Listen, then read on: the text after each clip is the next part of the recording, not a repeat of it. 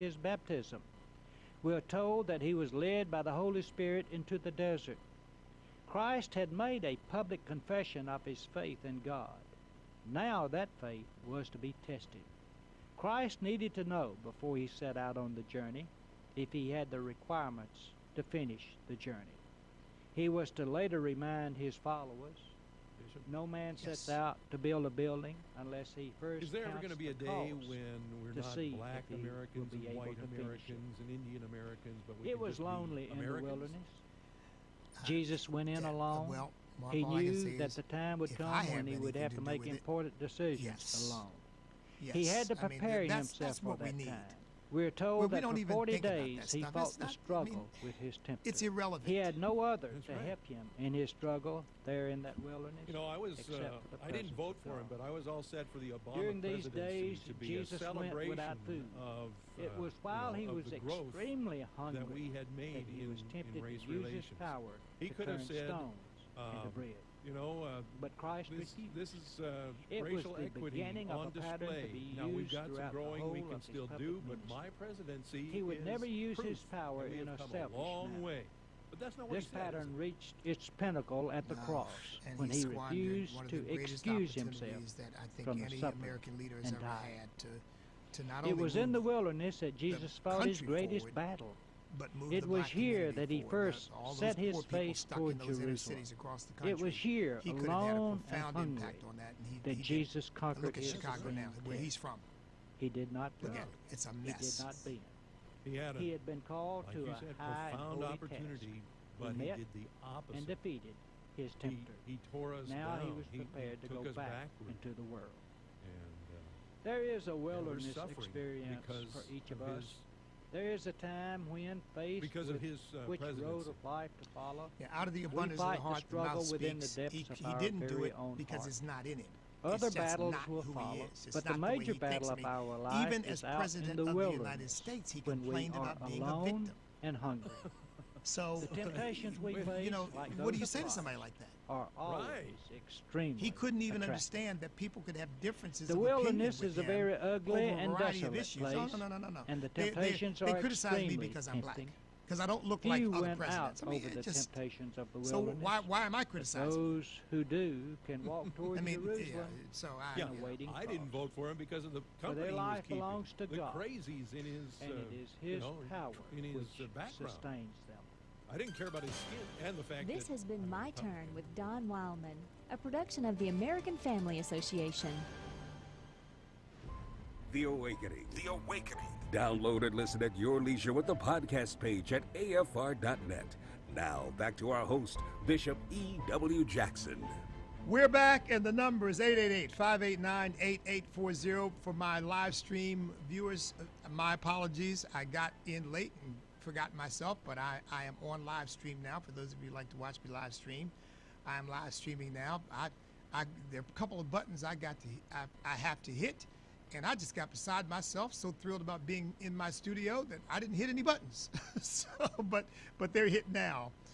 888-589-8840 is the number. I want to remind everybody, by the way, since we're talking about this whole issue of affirmative action, I've got a chapter on affirmative action in my book where I really lay out the cogent case for why we need to do away with it. And by the way, it won't be done away with because colleges and universities are going to figure out a way around it. And this is part of the problem, too. They don't respect the Constitution. They just don't respect it. They see it as an obstacle in the way of their utopian dreams. They don't realize it's the most successful governing document in the history of mankind, and we would all do well to adhere to it rather than trying to figure out a way to denigrate it and get around it. But at any rate, my book gets into all of that. Sweet Land of Liberty, Reflections of a Patriot Descended from Slaves. Check it out. You can get it wherever books are sold. And if you want to support me as a Patriot partner, well, first of all, if you want to get a discount on it, just buy it. You can go to our publisher's website, Fidelis Publishing, at faithfultext.com. That's faithfultext.com. You can also get it as a free gift from me if you sign up as a Patriot partner with $25 more or more a month at standamerica.us. That's standamerica.us. Also want to remind everybody, by the way, speaking of all this, I'm heading up a Second Chronicles 7:14 Patriotic Rally on July 14th, 7/14. That's why that date was chosen. That's a Friday evening at the downtown Marriott Hotel in Richmond, Virginia. Hope you'll come, because we are going to have a time, and it's going to be an historic moment. Just email me at ewjackson@ewjackson.com to RSVP, because we are providing food, so we do want to know how many we have coming. ewjackson@ewjackson.com. Come from wherever you are. This is not going to be a local event. It is a national event, and I'd love to see you there. That's July 14th, 6 p.m. for the reception and fellowship, 7 p.m. for the program. A Second Chronicles 7:14 patriotic rally to secure America's future. That's what we're going to seek to do. Galvanize the Christian community to secure America's future. 888-589-8840 is the number. All right, let's go to Curtis in Virginia. Curtis, welcome. Thanks for taking my call, Bishop. Appreciate it. Thanks for calling. Hello? Yes, thanks for calling. Yeah. Okay. Look, I feel sorry for black people who made it through Yale and Princeton on their own dime. In other words, they had no special treatment. Yep. They did their proper testing and some preparation.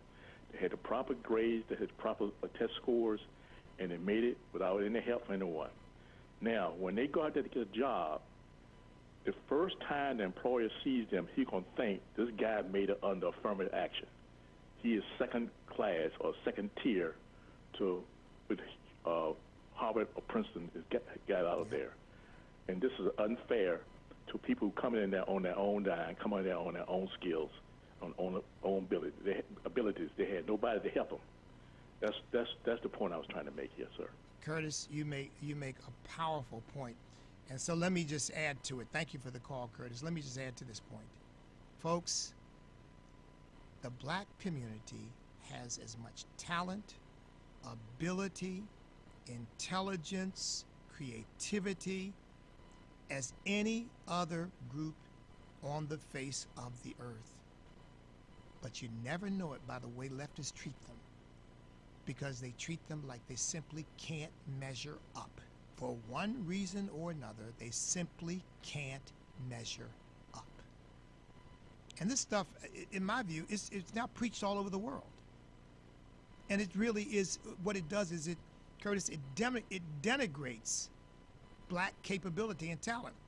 You know, I remember the football player, I don't have his name in front of me, but he's a brilliant mathematician, a genius mathematician. I listened to him give a lecture on math, and I thought, man, he lost me in the first sentence, you know. And he was also a football player, and of course very concerned about concussions and whatnot. He said, because I really do want to protect my brain. This guy was doing genius level math. Black guy. But what are we told? Well, you know, black people don't do well on math. Black people don't do well on science. Black people, I mean, you know, I was told the same thing when I got ready to go to law school. Black people don't do well on standardized tests. I mean, you're denigrating as opposed to, hey, rise up. Go for the brass ring. Reach for the highest level you can go to.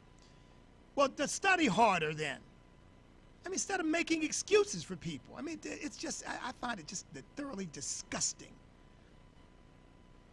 And as far as I'm concerned, blatantly racist. Okay, let's go to Kevin in Arkansas. Kevin, welcome. Greetings and blessings to everyone.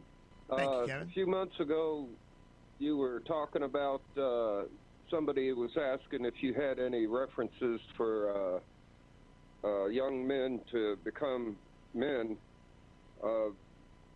The Epic or Epoch Times printed an article, a reprint of an article that was published back in the late 1800s, and it was I don't know if it was a book or an essay, but it was telling young men how to be a gentleman, and I didn't get to read it or see anything about it, so wow. I don't know exactly what all it said, but I just saw the title and got scanned the first paragraph and saw a few things in there that looked good.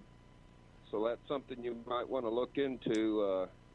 Go back or contact the Epoch Times and see if they can tell you what that article was.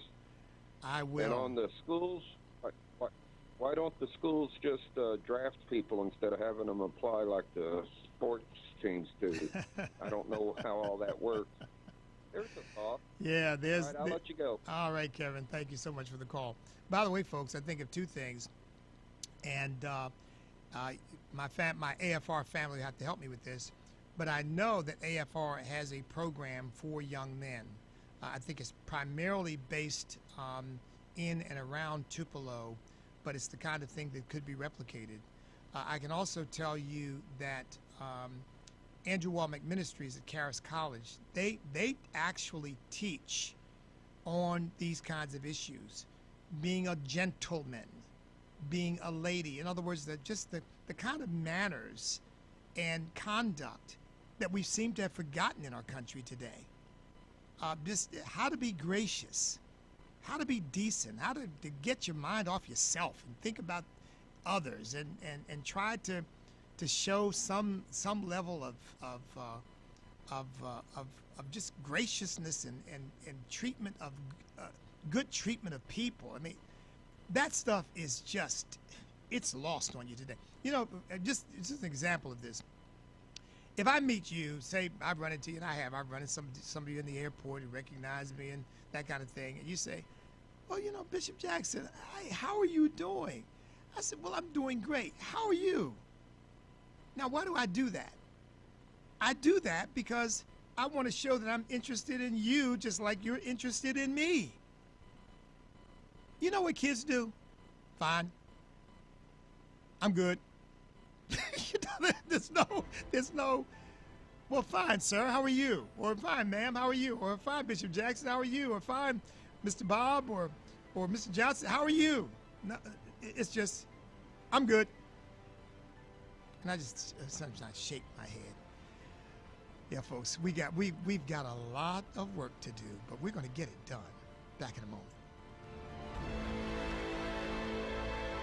Our program's called Men of Honor. Men of Honor. AFA is no longer dependent on Facebook or YouTube to live stream our original programming. As of now, American family radio shows like Today's Issues, The Court, Airing the Addisons, and The Hamilton Corner are streaming live on the AFA streaming app. Independent live streaming is the next step as we come out from among them and separate ourselves unto the Lord. I'd be happy to do it Search again. AFA Streaming No problem. or You visit didn't bother me that much. streaming.afa.net to sign up. Yeah, Hi, this is Nikki it's Addison. porcelain of our Join culture. me, That's my really husband what it Will, is. and our kids Right. for AFA at the Ark. We'll also be joined by Wesley and Walker Wildman and their families as we host a mini conference at the Ark Encounter October 26th and 27th. AFA has reserved a block of rooms at the Marriott Cincinnati Airport Hotel, which will be available. Faith in the day-to-day without being able to open God's precious word and be reminded of his promises. But listeners, you've been incredibly kind to these brothers and sisters. Our goal is to bless 16,000 Bibleless believers. You've done that for 13,000. We're more than 80% there. We've been given just a little extra time to meet this goal. Would you pray about it today, and would you get involved and send Bibles to Asia? $5 sends a Bible. That's only $5 for a Bible. $100 sends 20. $500 sends 100. You can give by calling 800-YES-WORD. That's 800-YES-WORD. Or visit sendbiblesnow.org. That's sendbiblesnow.org. She walks in, oh, it's so good to see you. Oh, my goodness, I thought about you all weekend. What'd you do? What'd you do? What'd you do? Where'd you go? What'd you do? And I'm like, they're alive. Comedian Ken Kington on Focus on the Family Minute, sharing about a time he watched his kids for a weekend. But what'd you do all weekend? I'm like, stuff. I didn't know there was going to be a test. I would have taken notes. She goes, well, what'd you eat? Just tell me you didn't have pizza and hot dogs all weekend. Just tell me you didn't have pizza and hot dogs. I mean, where'd you go? What'd you eat? What'd you eat? You just told me not to tell you. It's one of those things that she goes, well, at least they left fruit. Tell me they had some fruit. They have fruit? Did they have fruit? Loops. More laughs from Ken Kington today at FamilyMinute.org.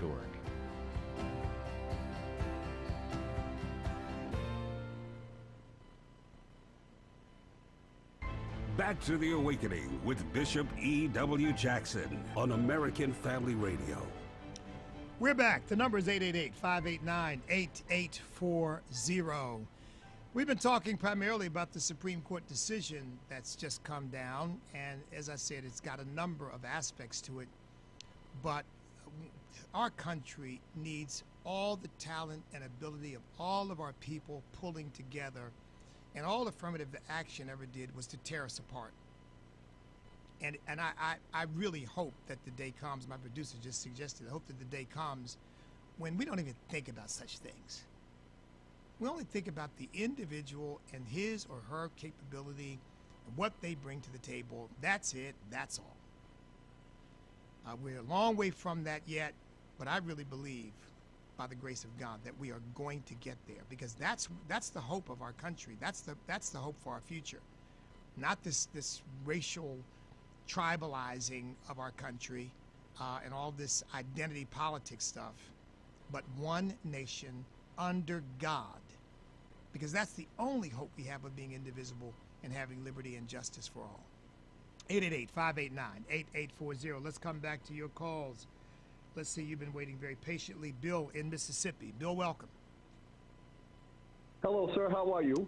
Great, Bill. How are you? I'm well. Thank you very much. Thank you for the opportunity. I just wanted to chime in. I'm going to offer a little dissent. I believe that the affirmative action case simply is incorrect. I think that affirmative action, and you are a legal scholar, you know more than I do on that, but I think that the case simply was in affirmative action is that all things being equal, all applicants being qualified, they only use race as one of the factors. And I think that in America, even the 14th Amendment was instituted because we know that slavery ended, but racism did not end. That's why there was a need for the 14th Amendment. And so, as a believer, I still believe that you stated that one day America will be, well, in this present time, in this present evil world, we know that men's hearts are still evil, and so therefore, it's not going to happen in this particular dispensation. It's only in the future reign of Christ that will happen. Bill, I've got your point. So let me ask you a question, because here's the issue. So, if a person, say for example, I think his name is Robert Smith. He's a billionaire. He's a black billionaire. Gave $40 million to students at Morehouse. If one of his children applies to school, you think that race should be considered in that child's application? Well, again, race, affirmative action. If you understand affirmative action when it comes to education. Well, no. I'm talking about the no. Wait. No. Let's not talk about the concept. Let's talk about what Harvard was doing. Harvard was using race, you're right, as a factor, but I really believe in many cases a deciding factor, but as a factor, irregardless of the background of that particular person. In other words, irregardless of whether that person had been any victim of discrimination or had felt any sense that they'd been held back in some way or had a bad experience or whatever. It was just a box that checked, okay, you're black. Okay, well, we take that into consideration as well. So I'm asking you, Robert Smith's son or daughter, if he has any children, children of a billionaire, should race be taken into consideration for their application? As part of the overall criteria, as I stated, as part of the overall criteria, all things being equal, that is a qualified applicant, I think race can be considered. So so you understand why that's racist? Because what you're saying is that the poor child whose mother is from Appalachia, who may be a meth addict, his race can't be considered. But here's the son of or daughter of a billionaire, and their race should, not because of any disadvantage that they've experienced, but because of some amorphous past that you refer to. It's just, here's the problem, and I'm going to take some other calls. But Bill, thank you for making the point. And look, I appreciate your your willingness to dissent on this issue because it gives us a chance to further illuminate it. So thank you for the call. See, here's the problem, folks. The problem is that what it does is it reduces all of us to categories, not based on our individual lives or experience, but based on the color of our skin. See, and he just walked right into that, which is, yeah, you got this child of a billionaire. Oh, yes, that should be considered. Well, why? I mean, this child's had every possible advantage in life. Yeah, but they're still black. Okay, so basically now we're back to, well, America's systemically racist, and you don't have to prove that a person suffered any kind of injustice or racism in order to even consider that. Just the fact that their skin color is dark means that they should be given an advantage that somebody else will not have, even though they may have vast disadvantages compared to that person. This should still be an advantage for that person who comes from a very privileged background, because after all, America's inherently racist. And see, to me, that's sinful and racist against the people who are being disadvantaged as a result. But thank you for the call, my friend. 888-589-8840 is the number. Let's go to Scott in Mississippi. Scott, welcome. Happy Thursday, Bishop. You're not going to like this call either, man. I got some thoughts I'll share as quickly as I can. Where was the gain of function research done? Well, what you're referring to is the Wuhan laboratory, yeah. UNC, North Carolina, okay? A 9-0 decision by the Supreme Court. It doesn't make me a devil's advocate, but it sure makes me skeptical. And what I'm thinking is we're quick to let foreign nationals from China, mainland China, come into our universities, and we discriminate in our military. I don't know when the Supreme Court's going to rule on the way our military is doing their due, but I'm wondering if this ruling might not be to help more foreign nationals come into our universities and maybe be some players in the hands of the not the big guy, but Chairman Xi. Yeah, well, listen, Scott, I hear exactly what you're saying. Thank you for the call. If we go down that road, we're going to be a very different country than we are. It's just that plain and simple. If we go down that road, if we say, you know what, because who's next? You all do too well. I mean, the NBA's got a strong relationship with China. So who are the players who are making the money off China? We know the owners are making money, but the players are too. Who are the players? 75% of them black. Should we then say, well, you know what? We got to figure out something here. We can't have all these black players siding up to communist China. You start going down that road, it takes you to a very ugly place, because now we say, well, you know what? There are certain groups, depending on the circumstance, we can discriminate against them because it's really in our best interest to.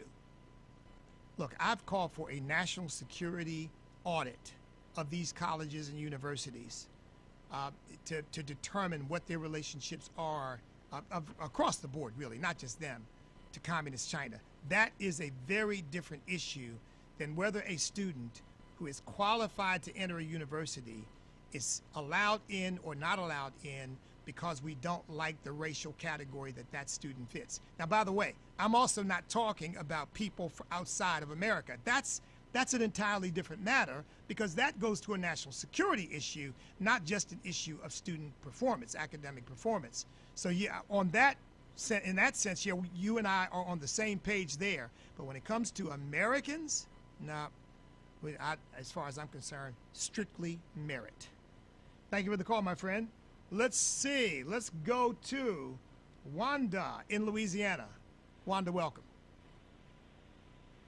Thank you, Bishop. I wanted to thank you many times for the comment of the children, our youth, not understanding and being able to say thank you and have the manners that they should have.